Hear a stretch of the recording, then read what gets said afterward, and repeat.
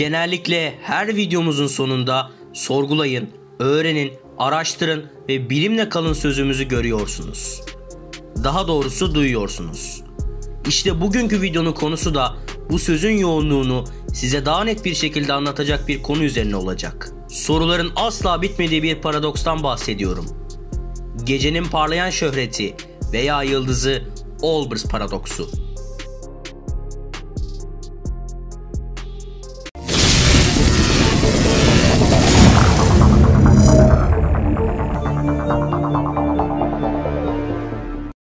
Çok değil, yaklaşık 200 yıl önce Heinrich Wilhelm Olbers adında bir Alman astronom şöyle bir soru gündeme getirmişti. Eğer sonsuz ayda sonsuz sayıda yıldız düzgün olarak yayılmış ise geceleyin gökyüzünün karanlık olmaması, pırıl pırıl ışıldaması gerekecektir. Bu savının gerekçesini de Olbers şöyle açıklıyordu. Merkezinde bulunduğumuz bir küre alalım ve bu kürenin yarıçapı büyüdükçe nasıl bir değişim olacağını düşünelim. Işığın şiddeti uzaklığın karesiyle ters orantılı olarak değiştiğine göre bu küre üzerinde bulunan yıldızların parlaklıkları uzaklığın karesiyle ters orantılı olarak azalacaktır. Buna karşılık eğer yıldızlar uzayda düzgün olarak dağılmış iseler kürenin üzerindeki yıldızların sayısı bu yüzeyin yüz ölçümüyle yani kürenin yarıçapının karesiyle orantılı olarak artacaktır. Bu iki zıt etki birbirini yok edeceğinden her bir küre yüzeyinde bulunan yıldızların bize göndereceği toplam ışık şiddeti aynı kalacaktır. Her katmanın bize göndereceği eşit ışık şiddetlerinin toplamının sonsuz olması gerekir. Olbers bu paradoksu çözmek için şöyle bir öneride bulunmuştu. Uzay soğurucu bir maddeyle dolu olduğundan çok uzak yıldızların ışınımı bu ortam tarafından soğuruluyor ve bize ulaşamıyor. Ancak ezeli bir evrende soğurucu ortam ile yıldızlardan gelen ışınım arasında eninde sonunda termodinamik denge oluşacağından soğurucu ortamda soğurduğu ışınım kadar parlak olacak ve soru gene çözülememiş olacaktır. O dönemde konu o kadar güncelleşmişti ki astronomların derdine çare arayanlar kervanına şairler de katılmıştı. Amerikalı şair Edgar Allan Poe 1848 yılında yazmış olduğu Iruka adlı şiirinde en arka planda olan yıldızların ışınımlarının ışığın hızının sonlu olmasından dolayı henüz bize ulaşamamış olacağını ileri sürüyordu. Ancak bu çözüm önerisi de sonsuz geçmişi olan evren kavramı ile bağdaşmıyordu. Sorun aslında sonsuz İklüdes uzayı ve sonsuz geçmişi olan evren varsayımlarından kaynaklanıyordu. Ancak bu kavramlar Newton paradigmasının sonucu olarak klasik fizikte o kadar yerleşmişti ki terk edilmesi söz konusu olamıyordu. Aksi halde başka zorlukların ortaya çıkmasına neden oluyordu. Örneğin İklüdes uzayının sonlu olabilmesi için duvar gibi bir sınır ile çevrilmesi gerekiyor. O zaman sınır paradoksu denilen bu sınırların ötesinde ne var sorusu gündeme geliyor.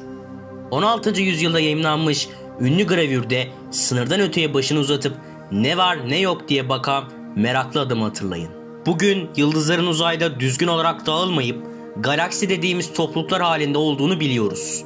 Ancak yıldızların yerine galaksileri koyarak Olbers'ın savları tekrarlanabilir. İleride göreceğimiz gibi genişleyen evren kuramı modelleri bu sorunu çözebilmiştir.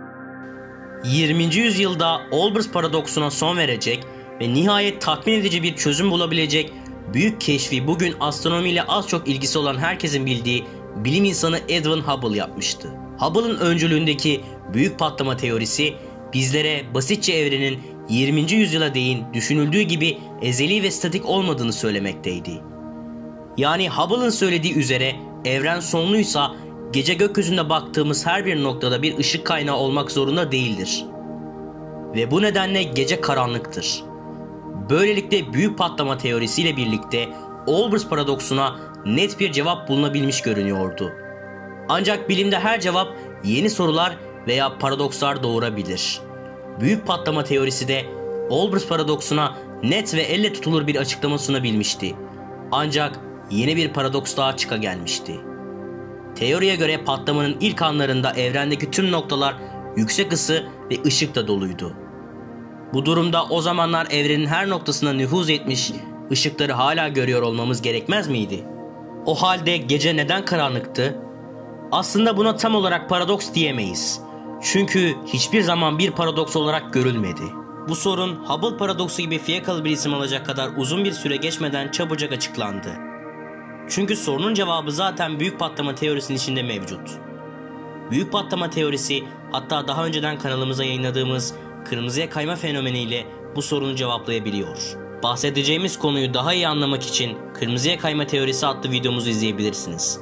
Ama bir şeyler biliyorsak isterseniz kısaca bahsedelim.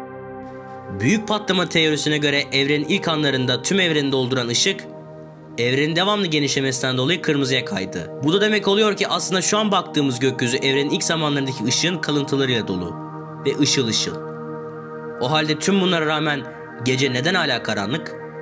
Az önce bahsettiğimiz büyük patlamadan kalan ışınımın dalga boyunun ise insanın görebileceği dalga boyundan çok uzakta olması sebebiyle gece gökyüzüne baktığımızda yalnızca yıldızların görünür ışığını algılayabiliyoruz. Ancak doğrudan gözlerimizle göremesek bile teknoloji sayesinde yapılan yapay gözlerle bu ışınımı görebiliyoruz. Nitekim önce COP, sonrasında ise WMAP uzay teleskobu isimli mikrodalga ışınım algılayıcı uydular sayesinde gökyüzünü tarayarak büyük patlama anında ortaya çıkan ancak sonradan kırmızıya kaymış ışınımla birlikte bilinen evrenin tüm bir haritasını çıkarabildik. Bu harita ile birlikte karanlık zannettiğimiz gökyüzünün aslında en azından mikrodalga boyunda ışıl ışıl olduğu kanıtlanmış oldu. Bu paradoksun bir çıkışı olarak uzak yıldızlardan gelen ışığın evrendeki toz halindeki madde tarafından soğurulduğunu, gözlemciye ulaşamadığını öne sürmek olabilir. Oysa Olbers, sonsuzdan beri var olan bir evren varsayımında bu maddenin de giderek ısınacağını ve bir yıldız yüzeyi gibi ışıldayacağını ileri sürmektedir. Demek ki evren sonsuzdan beri var değildir. Evren sonlu bir geçmişte var olmuş olmalıdır. Böylece uzak yıldızların ışıkları bize henüz ulaşamamıştır.